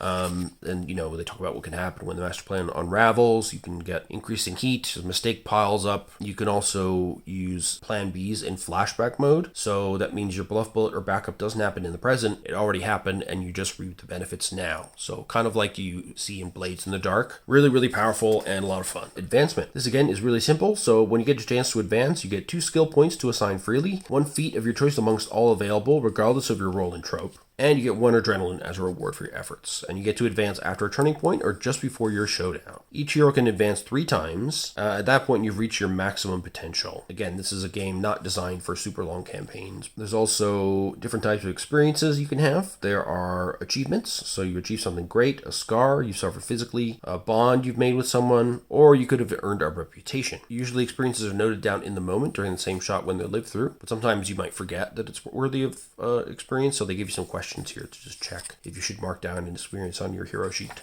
Using experiences, they're like small feats that you can call into play. So if your experience can be of help, the director can give you a +1. Achievements will typically help you, and scars will typically make things harder for you. Bonds and reputations can be either an advantage or disadvantage depending on the circumstances and the people involved. Basically, each experience should come into play no more than once per shot, and only in situations that are truly meaningful or dramatic. And they give some examples here of each of those. Yet another way to kind of build your character's story, give them a mechanical consequence and a reason to want to do these things, to make their character build bonds or achieve things or, gain these kind of experiences. And they talk about how to optimize the game if you've got only 1 or 2 heroes. Some of the challenges in the book would be too hard because it's optimized for 3 to 4 heroes. Then if you've got too few heroes, then you lower the difficulty by, not using bosses or granting more adrenaline and spotlights. Or you could give them a sidekick, so they get a full hero sheet. They're controlled by the director, and they only earn adrenaline when everybody at the table feels like they've earned it, but they can sacrifice themselves as well to gain the benefits of a spotlight. On the other hand, if you have many heroes, then you should divide the heroes up into smaller teams and give them their own enemies to deal with. And also you should play more sessions before coming to a turning point so that everybody will have a chance to be in the spotlight and do something cool. You'd also play a 1 hero army, so in that case you get 3 benefits: 1 extra attribute point for any attribute of your choice, 2 extra skill points to 1 or 2 skills of your choice under an attribute you have only 2 points in, and 1 extra spotlight on top of the one you start with. And then there are 4 essential differences to the rules. So during a combat or chase, you always take 2 consecutive action turns before moving to a reaction turn. When you treat yourself to remove the hurt condition, you suffer no penalty. Additionally, you can try to remove the broken condition from yourself and use the spotlight to save yourself from running the risk of being left for dead. You've got bullet time, so you can use the spotlight to gain an extreme success during the combat or chase. You can also spend 1 adrenaline at that time to slow down time and extend your action turn even further. That means you get the free extra extreme success and can roll the dice twice on top of that. Finally, if you're left for dead, the villain has captured you and taken you to a secret location. You lose all your gear and cash and suffer a scar, but you can keep playing. So that's the benefits of solo play. It's pretty cool. And then there's an introductory short, which I won't go through.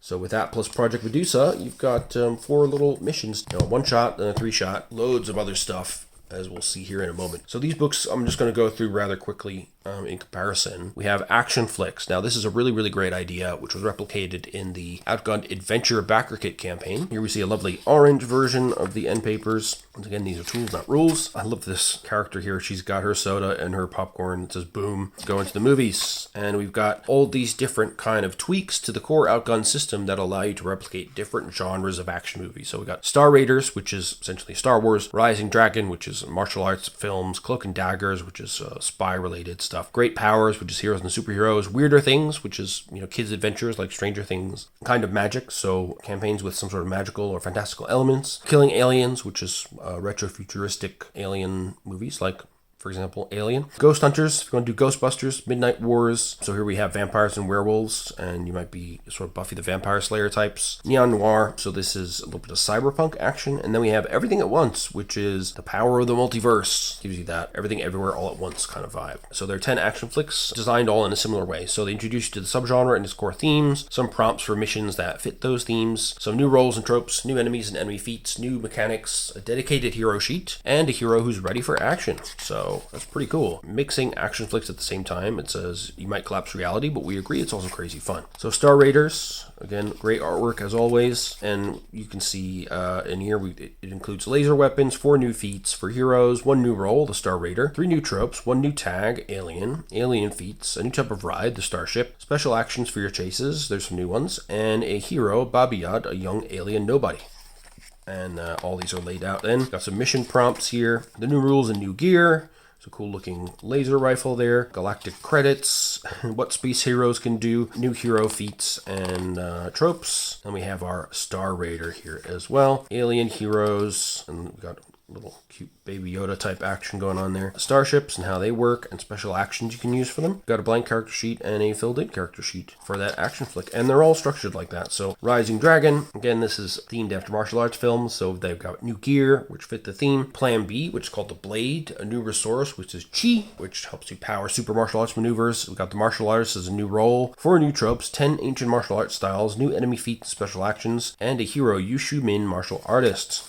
So this is based on, wuxia kinds of films like Crouching Tiger, Hidden Dragon. And there's some new rules. You don't take the martial arts feat. Instead, you must learn one of the 10 ancient martial arts styles. You get new Plan B, which is the Blade. And we've got some new gear, iron rings, jade amulets, Changgun staff, or a sword, which grants you help to cut things. Then you have the power of Chi. So that's used instead of adrenaline. You get different reasons for getting it, like being at the center of an epic scene, acting with great honor, surpassing your master, stuff like that. Then we have some martial arts styles. We have our new tropes, Wild Warrior, Vengeful Ghost, Shifu, all this kind of stuff, and the Martial Artist role as well. So here we have a general outline of what they are, martial arts styles and what they do. So these are the feats, types of enemy feats and special actions. And then we have the specialized character sheets. So you can see we've got a blank one here, and we have Yushu Min, who is a daring noble, and she's got her pre-gen all laid out here. Then we got Cloak and Dagger. So I said spies, but this is actually kind of swashbuckling and pirates and stuff, so sorry about that. You get a new Plan B, which is the Blade, new gear, new muzzle-loading weapons, 4 new hero feats, the swashbuckler role, 3 new tropes, rules for dueling, and a new hero, Alexandre de Rossier, swashbuckler. So they give you some core themes, love and honor and brotherhood being the key here. And new rules, including swords, horses, carriages, crossbows, longbows, muzzle-loading pistols, and muskets. And romantic heroes and the hero feats they might have, and some new tropes as well. Witty Casanova, that's pretty cool. And here's your swashbuckler. So he focuses on smooth. He's got cool gear like a rapier and a muzzle-loading pistol or bow, plus elegant clothes. And then there's dueling actions, which I won't spoil for you, just adds a little bit of extra flavor. And you've got some challenger feats that the director can opt to use during a duel to make it more interesting. And again, we have our pre-built swashbuckler down here, Alexandre de Rossi, who is a jerk with a heart of gold as well. It's his trope. Then we have great powers, so we've got some superhero action. Plan B here is called the Blast. We've got a new condition called Powerless, 5 new tropes, 1 new tag called Super feats, new enemy feats and special actions, and a hero, Nathan Nelson Super Fighter. And they give you some hot tips on stuff to watch. There's, of course, a million superhero movies nowadays, so no trouble finding something to watch. The core theme is secret identities, and with great powers comes great responsibility. They got some nice mission prompts here. Superhero school, taking over the world, crazy supervillains, all that kind of stuff. There are 3 power modes for this action flick. Superheroes for all, superheroes for a few, superheroes for bad guys only. So in this case, the heroes start the game with 1 additional lethal bullet. New Plan B is Blast, which is just replacing the bullet, which is some kind of display of your full powers. And supervillains get double the number of feat points. And superheroes have a weakness, which means if that's exploited, you can no longer use any of your super feats. You can remove this condition 1 turn after you're no longer exposed to your weakness. So here we have examples of heroes and superheroes. We've got some tropes to lay those out. Butlers of all trades, Dark Knight, you know who that is. Bespectacled reporter, we know who that is. Billionaire philanthropist. And then how superpowers work in this action flick. Relatively limited, but it lets you sort of capture the main superheroes and supervillains that you expect to see in the major Marvel pictures and stuff like that. And you got things like mind powers, laser beams, hyper armor, regeneration, super senses, super speed, super strength, and then some new enemies that have new super feats as well, and special actions. And then you've got a pre-built super fighter who in this case is Nathan Nelson, aka Nighthawk. That's him right here. And he's got feats including martial arts, parkour. He's also got super senses, which gives him a free reroll for all reaction rolls against enemy special actions. And he can spend an adrenaline to repeat an awareness roll. Regeneration, whenever you stand to lose 3 or more grit, you lose 1 less grit. Or you can spend an adrenaline to remove 1 condition. So those are the kind of things that super feats can do. Pretty cool. I got weirder things. Look at that font. I mean, you can tell that they were definitely thinking about Stranger Things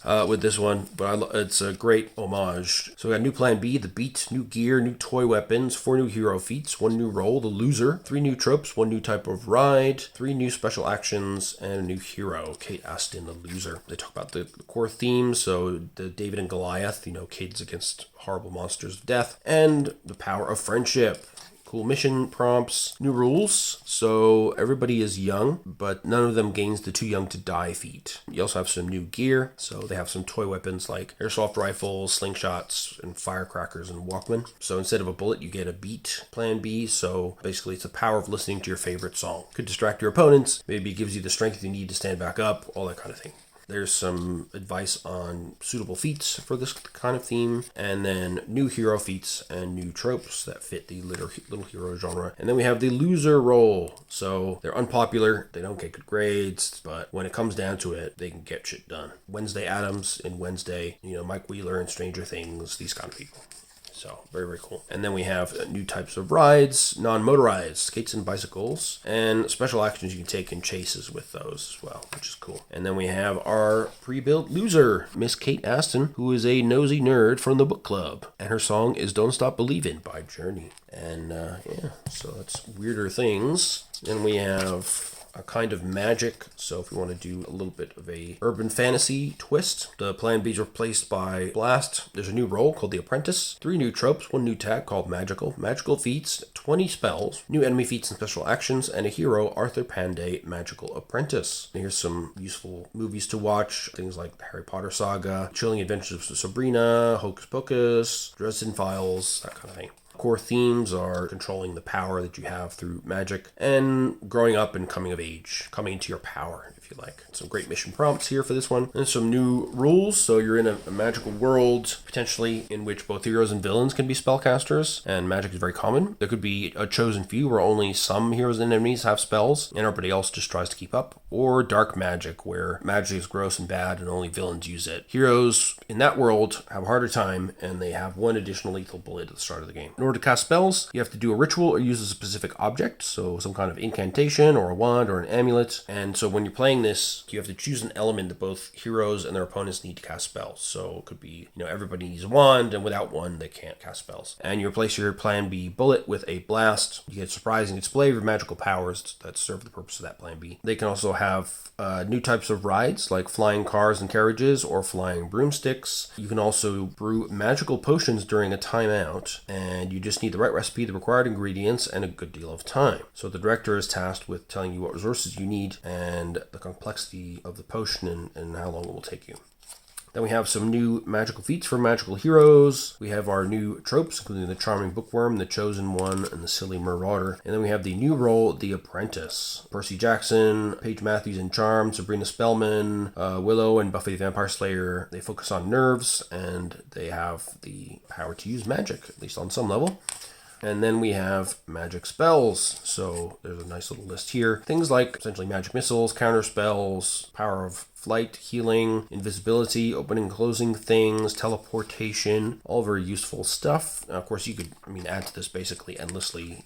And I think you'd be encouraged to do so as a director if you wanted to play a campaign using this. They got some new feats for enemies that are useful, like Arcane Protection, True Sight, Dark Magic, and some new special actions, like spending adrenaline to counter a spell, redirecting magic, so the enemy can redirect it into a hero instead of themselves. And then we have our sample apprentice here, who is Arthur Pandy. He's a member of the Ministry of Magic. He's a spell slinger, so he gets a free reroll to hit with the spells Magical Dart, Magical Burst, and Arcane Blast. Yeah, you can use your magic to take simple actions and perform complex magical actions, roll focus plus cool. And he's a proven driver on a flying broom. And his spells are listed under spells and gear. It's not just gear, it's spells and gear now. Counterspell, Arcane Shield, which gets +1 to dodge bullets or range attacks. Recall, so call an item to fly to you as quickly as possible. And invisibility, so you turn invisible for some minutes, but it's a full turn action.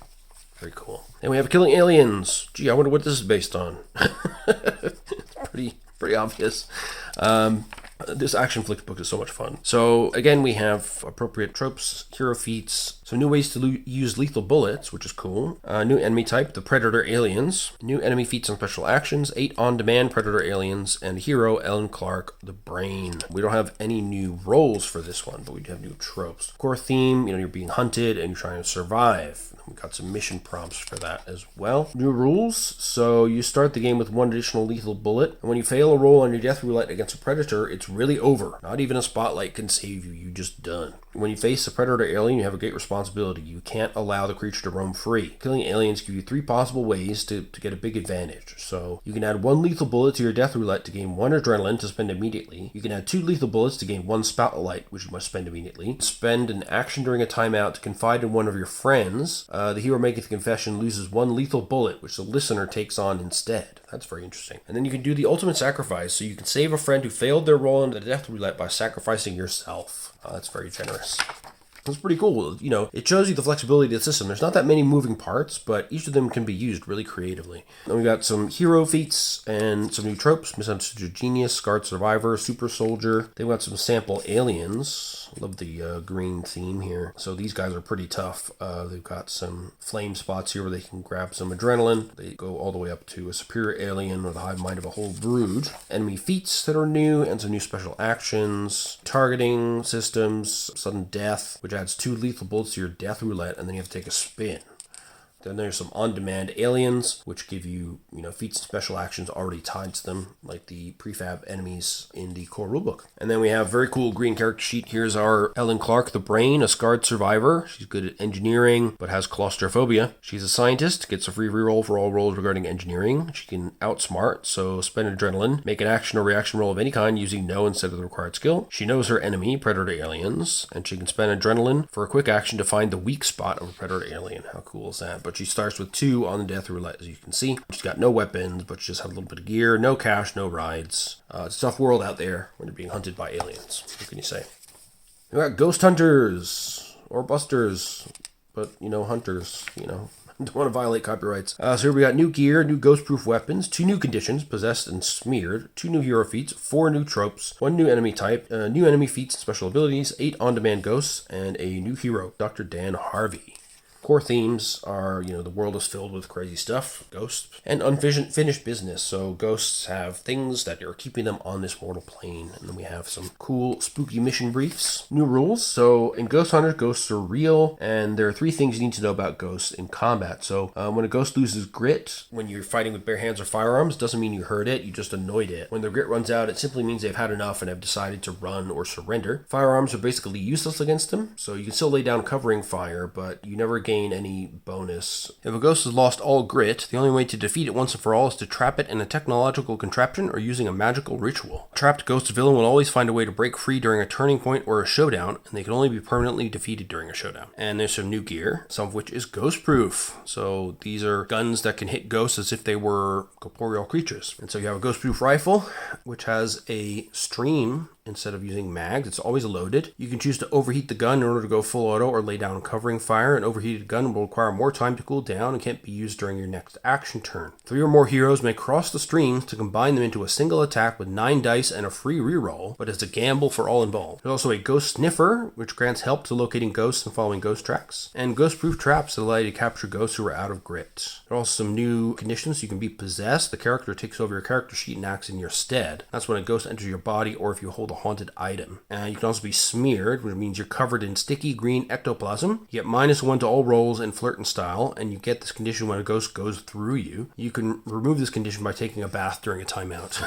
I like that. So we got some phantasmagorical heroes, some new feats, paranormal knowledge and stuff, and some new tropes, charming bastard, heroic patsy, the only sane one, and the parascientist, which is cool. Some sample ghosts. Look at that guy. We know who that is. A few simple ghost templates here. Then we have some enemy feats. So these are new ones for ghost enemies. Things like spectral possession, mockery, smearing through people, and then some on-demand ghosts, which are once again very handy. So these have special actions, ghost feats and stuff already attached to them. So very useful. And then we got our sample ghost hunter here. This is Dr. Dan Harvey, who's a nobody and a heroic patsy. He's a ghost hunter. His flaw is that he's afraid of ghosts, despite being a ghost hunter. He's a mechanic. He's a proven driver of cars, and he's got intuition. Allows him to spend adrenaline to either get a tip from the director or find the weak spot of an enemy. That's handy. Oh, and his gear as well. He's got a ghost-proof stream rifle. You know where that's from. And we got Midnight Wars. Look at that. Very similar to Wesley Snipes, I'd have to say. What a curious coincidence that is. This is a supernatural action flick. Plunges you into the middle of a conflict that's been raging for millennia between humans and the top monstrous creatures. You can play the role of a mysterious vampire, of a savage werewolf, or of a slayer fighting to protect humanity. So you get 2 plan Bs, Blood and Beast, new gear, new anti-vampire and anti-werewolf gear, 4 new hero feats, 1 new role, the Slayer, 3 new tropes, 2 new tags, vampire and werewolf, monstrous feats, new enemy feats and special actions, and a new hero, Eric Summers, vampire slayer. And they give you some homework, so the Underworld movies, Blade, Van Helsing, Hellboy, Constantine, Buffy, etc. Core themes, so monsters versus men, and balance or change. So do you maintain the status quo between monsters and humans? Do you try and change it? There's some cool mission prompts for those themes as well. Most heroes are humans, and they fight against a monstrous villain. That's one of possible game modes. It can also be monsters versus humans, so the heroes are vampires or werewolves fighting against a human villain who doesn't accept them for who they are. Or monsters versus monsters, so maybe vampires versus werewolves, or the vice versa. For new plan Bs, we have Blood and Beast plan Bs if you're playing as a monster hero. If you're a vampire, Blood grants you the same benefits of Bullet, and as a werewolf, Beast grants you the same benefits of Bullet. And there are certain kinds of gear that work specifically for anti-vampires or anti-werewolf scenarios. So for example, silver bullets for werewolves, legendary weapons for both werewolves and vampires, and stakes for vampires, and radiant bullets for vampires, as well as silver bullets for the werewolves. We got some new hero feats, occult knowledge, be pure-hearted, stuff like that. New tropes, the Hothead, the Librarian, and the Relentless Avenger. And then we got the Slayer. Very, very cool. Van Helsing, Red, and Hellboy, John Constantine, and Buffy Summers. They are based mainly in Brawn. They also have some of the new feats that are drawn from this theme, of course. You can play as a vampire or werewolf, so if you choose the vampire tag, you get the Nosferatu monstrous feat, and if you're a werewolf, you gain the Lycanthrope monstrous feat, and those tags also grant you access to all other monstrous feats. You can swap one of your role feats with a second monstrous feat. Additionally, you may choose to take on a new monstrous feat instead of a normal feat when advancing. And then we got all the monstrous feats here. For werewolves, you can change it to beast form, and you have a weakness against silver items. For vampires, you get free reroll to all nerve rolls, and you can heal conditions when you feed on human blood. Suffer -1 against vampire weapons. You can't be exposed to sunlight. Can't use your feats. You rapidly become broken if you don't return to the shadows. And after that, for your 5th turn onward, you spin on the death roulette every turn you remain in the sun. Then we got all our cool monster feats. You can bite. You got dark instincts, mind control, regeneration, shifting into different forms. Then we got some feats for enemies and special actions, along with some samples for dark influence. So this is a way that an enemy can use a monstrous sort of mental power against you. And then we have an example Slayer character here. So Eric Summers, Vampire Slayer. Vigilante. They have the Nosferatu trait, so they're actually vampiric themselves. They also gain a free reroll to track, fight, or identify vampires by Vampire Scourge. They get Shadow, which gives free rerolls when tailing or hiding or sneaking. And they can shift into a swarm of bats to avoid an attack by spending adrenaline. They have a revolver, a memento necklace, which lets you gain adrenaline at the beginning of combat, and radiant bullets to fight other vampires. How cool is that? You got Neon Noir. So this is our cyberpunk kind of action flick. So it's a dystopian detective dealing with the problems of a dangerous future. So new rules about gambles, 4 new hero feats, 1 new role, the Solo, 3 new tropes, 25 hypertext cyberware, new enemy feats and special actions, and a hero, who is this new Solo role. So core themes here are humans versus machines. When do we know when we've crossed the line between human and machine? And we've got some cool ideas here for mission prompts as well. Then we've got some new rules. Cyberpunk games often take place in sort of megatropolises, hellholes, shellholes, basically, gigantic urban areas all linked together into one, and the future is dark as well. You live dangerously, specifically. So heroes start the game with one additional lethal bullet, and the starting heat is equal to double the number of heroes in play. You get +2 for every gamble roll that you make willingly, but for every snake eye you roll, you lose 3 grit instead of 1. When you fail a roll on the death roulette, your heart stops beating, and not even a spotlight can save you. But there is also high-tech cyberware and psychic powers. For Neon Heroes, we got some new feats and some new tropes. The Heartbroken Badass, the Psycho Punk, and the Techno Wizard. Pretty cool. And the new role is the Solo. So very cool outfit here and a pretty hefty looking pistol. So of course we have Rick Deckard in Blade Runner, Officer K, Major Mira in Ghost in the Shell, Terminator in Terminator 2, Takeshi Kovacs, Altered Carbon. Their attribute points are in focus. They have some additional feat possibilities, including Cyberpunk, Sprawl, and Tormented by the Past. Hypertech cyberware options. So these are body modifications that you can use to give you some benefits like seeing in the dark, extra help taking photos, extra skill points, explosives in your body, skill chips, stuff like that. Got some new enemy feats as well. Give them some cyberware and also special actions that they can take. And then we have our sample guy. This here is Sebastian Herrera, who is a solo. He's a heartbroken badass bounty hunter. He's tormented by his past, and he's got Cyberpunk as a feat. He gains a free reroll to use or repair cyberware. And the Sprawl, he gets a free reroll for all rolls made to move, find contacts, and interact with people from the Sprawl, kind of the bottom side of the mega city. He also has a pistol, telephone, a reflexes chip that lets you repeat one reaction roll of any kind for the cost of an adrenaline, a scanner eye that grants help to analyze a crime scene or locate enemies, and a cyber arm that grants help to break, crack, or smash things. And with adrenaline, you get +2 to a force or fight roll. So pretty handy to have that. And now finally, everything at once. So we're in the multiverse theory universe. Love that they've got a Rubik's Cube here. It's a twisty puzzler myself. So we got new tag here from the multiverse. There's multiverse feats, a special role, the master of the multiverse, rules to manage the powers of the multiverse, a new plan B, which is a break, 18 multiversal anomalies, and a hero, Ren, master of the multiverse. That's cool. And the key assumption here is that infinite realities exist. So there's a huge infinity of possible worlds in which there may be slight or massive differences between our reality and others. So that includes not just Everything Everywhere All at Once, but also,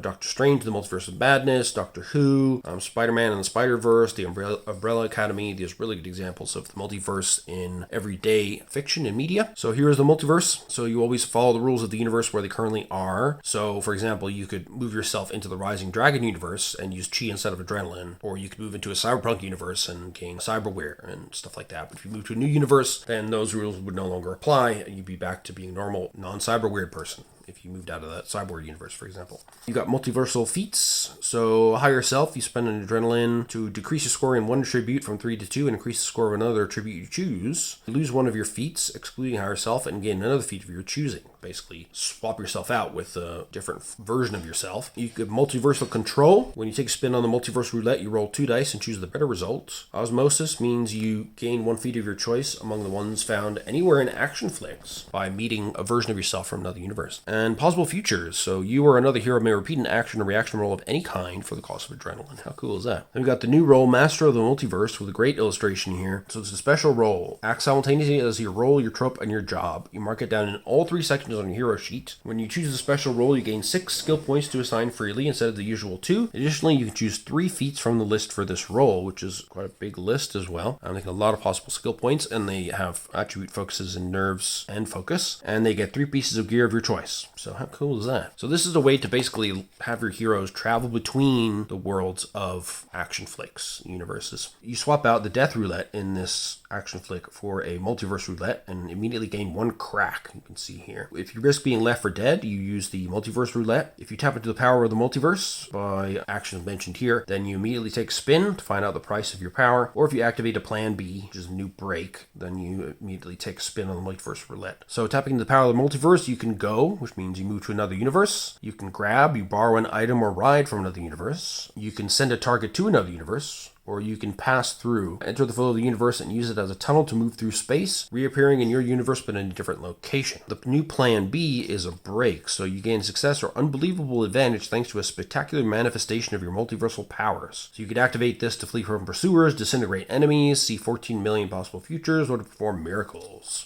Pretty cool. If you fail a roll on the multiverse roulette, then you randomly generate an anomaly, which could be harmless, unfathomable, or major. They can be, like, for example, a major anomaly could be you destroy every positive future and your next 10 rolls automatically fail. If you collect 6 cracks, you automatically fail every roll on the roulette, and the director immediately rolls for a major anomaly. When all heroes have collected 6 cracks, the damage is irreparable. The universe they're in has begun collapsing on itself and will be swallowed by nothingness in a matter of hours. So, pretty high stakes there. And then we have an example of a Master of the Multiverse. So, as mentioned, you write that down in role, trope, and job. Counts as all of them at once. And you get the higher self feat here, multiversal control. So you get to choose the better of 2 dice results. You roll twice for the multiversal roulette here. Pick the better one. And you can spend adrenaline to repeat an action or reaction roll of any kind because of possible futures. You start with 1 crack in the multiverse, starting with a laser pistol, portable computer, and a strange screwdriver. I guess it's your Doctor Who type experience. So yeah, there you go. That is Action Flicks, which is hugely creative, loads of fun. You can well imagine how cool that will be to play with in this system. And now finally we'll take a quick look at World of Killers. Now this you'll see is a supplement of Assassins, Hired Guns, and Secret Societies for Outgunned. So it's an expansion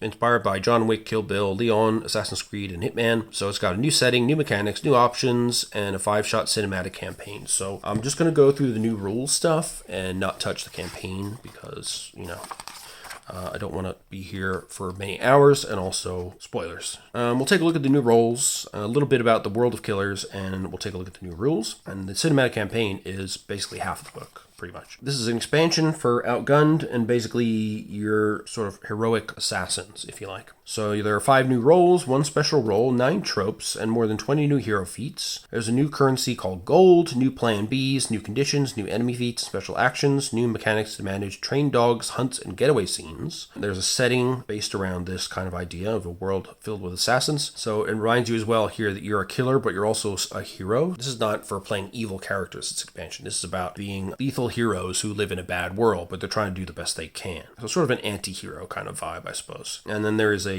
entire campaign to delve into. So first, the heroes. So the key themes to keep in mind here is that you're a killer, you're a hired gun. When you accept a job, you always see it through. So you always finish what you started. And you're not too bad. So all things considered, you're not a bad guy. You're a killer, but you try to have your actions make a difference. You're not just killing people for the fun of it. And we got some new roles here. The samurai, heroes who dedicate their entire lives to studying the way of the sword, honing their body, mind, and spirit until they become harder than steel. Obviously, they focus on brawn. They've got some new feats here, including sword fighter, deflecting bullets. They can start with a katana, and they give some nice examples from various media, including Qui-Gon Jinn is one of them, and Snake Eyes from G.I. Joe. We've got the hired gun, so that'd be John Wick, Leon, Deadshot, and Suicide Squad. The hired guns focus on nerves, and obviously that's the good attribute for shooting, and they can do some cool stuff like gun fu, marksman. Of course, you start with a pistol, a telephone, and another weapon of your choice. We've got the aristocrat. They're a scion of a noble dynasty. Elegant, deliberate heroes who always know how to keep in their lane, obviously the priority lane. So they're the faces of the World of Killers universe. They are focusing on smooth. They're good at things like flirting, leadership, style, detecting, awareness. Tend to have cash flow, elegance. They can break hearts. They've got high culture and savoir-faire. They have elegant clothes and a choice of items adding up to $5, which is quite significant in this system. And we have the dog trainer role, which I love because I'm a dog person. Here you decide to jump into your action with your best friend. You got a loyal friend and you like to play as a team. Your attribute point is in focus. Got some feats you can choose from, like attack dog, beware of the owner, catch, sniffer, which are new ones, and you have a trained dog plus a weapon when you start.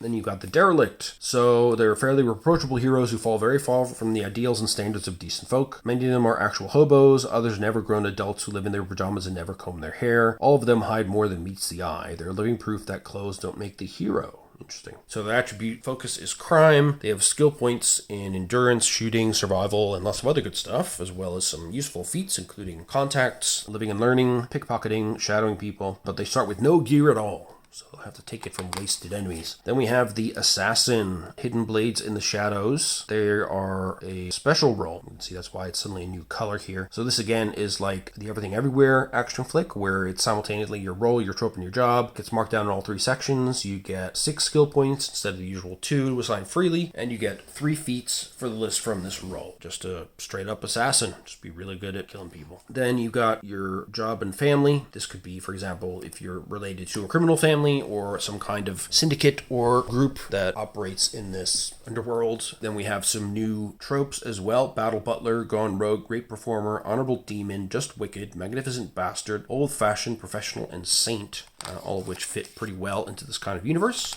I'll spare you the details for now. We have some new killer feats. So Attack Dog, which is great. If you're fighting side by side with your trained dog, you have a free reroll for all action-reaction rolls made to fight against enemies in melee or close range. Bad Name means you have a reputation. So you gain reputation, 1 gold, $1, and 1 adrenaline. Beware of the Owner is another dog-related one. So once per combat, after your trained dog has lost 1 grit, you immediately gain 1 adrenaline. You can also flick your hand and have your dog attack somebody within close range. Deflect bullets with your sword. You got Enduring Pain to remove a condition from yourself if you spend adrenaline, but not broken. Gun Fu, so you get a free reroll for all action and reaction rolls made to fight against enemies in melee or close combat range with guns. You get Rescue, so your dog can swoop in to prevent a hero from suffering the broken condition. If you spend some adrenaline. Savoir Faire means you can make an action or reaction roll of any kind using style instead of required skill if you use adrenaline. Sniffer means the dog can spend adrenaline to find an enemy's weak spot as a quick action, or you can gain a free reroll for all rolls made to follow a trail or locate an enemy ambush while you're with your trained dog. Lots of cool new abilities here. Now we got the World of Killers background stuff. The World of Killers is ruled and controlled by a secret organization known as the Stone. They make sure that everybody always follows the laws that govern killer society. There are 6 bosses from criminal families who claim seats in the Stone. There's 1 neutral zone called the Belmont, a chain of luxury hotels where even professional killers can feel truly safe. There's a dense web of informers, spies, and fences who sometimes manage to elude the Stone's control. You have to really think like a killer to live in this world. There's some ideas for missions you can undertake in this world at the end of the chapter. So they talk about the Stone, which I won't spoil for you. There's different roles within the organization, which you will discover as you progress through. The major families include Mafia, Russian Mafia, the Triads, the Cartels, the Yakuza, and the Mob.